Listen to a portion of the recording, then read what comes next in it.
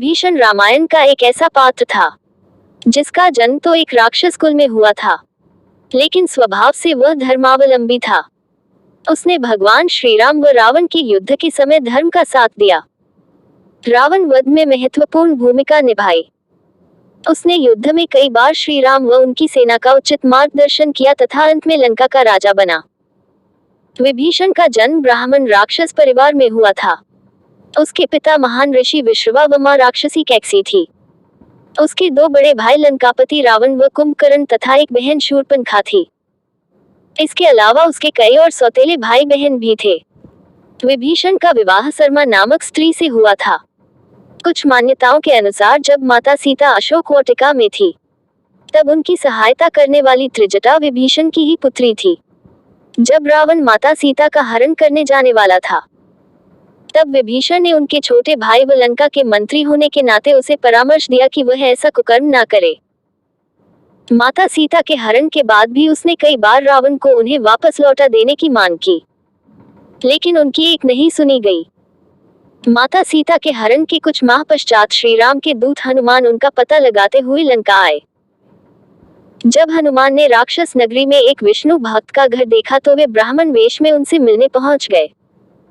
तब विभीषण की प्रथम बार हनुमान से भेंट हुई। हनुमान को विभीषण से मिलकर बहुत प्रसन्नता हुई।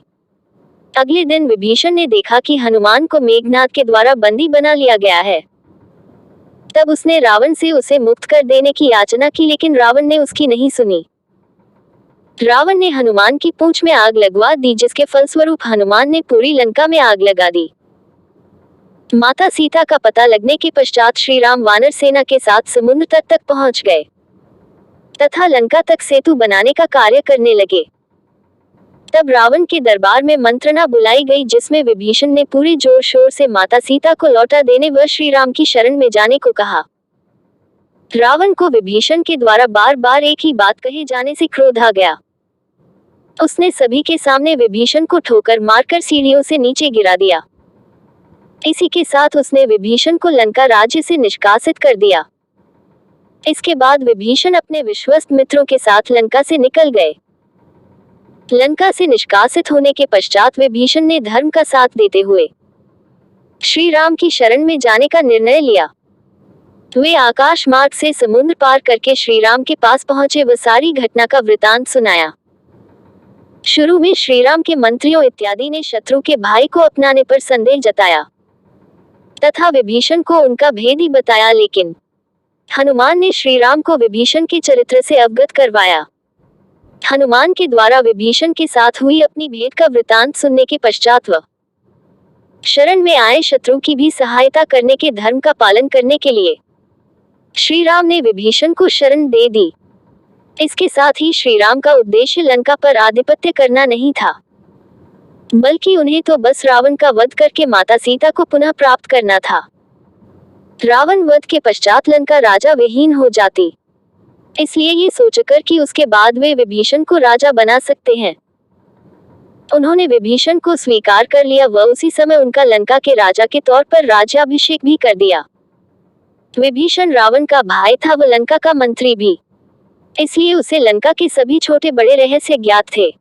इसी का लाभ उसने युद्ध में उठाया। उसने बहुत बार श्री राम तथा उनकी सेना की युद्ध में सहायता की व उन्हें विजयी बनाने में अपना महत्वपूर्ण योगदान दिया।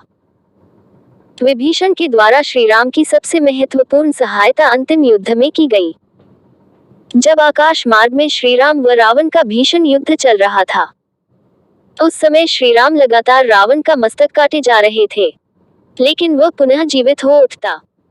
ये देखकर विभीषण श्री राम के पास गए व उन्हें रावण की नाभि में अमृत होने की बात बताई।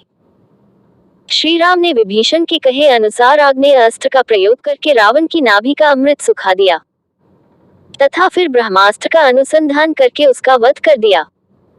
रावण वध के पश्चात श्री राम के आदेश पर लक्ष्मण के द्वारा विभीषण का राज्याभिषेक कर दिया गया। लंकापति बनते ही विभीषण ने माता सीता को सम्मान सहित मुक्त करने का आदेश दिया। श्री राम ने रावण की प्रमुख पत्नी मंदोदरी के साथ विवाह करने के लिए विभीषण को कहा। विभीषण ने इसे स्वीकार कर लिया तथा मंदोदरी के भी मान जाने पर दोनों का विवाह हो गया। इसके बाद विभीषण श्रीराम व अन्य लोगों के साथ पुष्पक विमान पर बैठकर अयोध्या गए।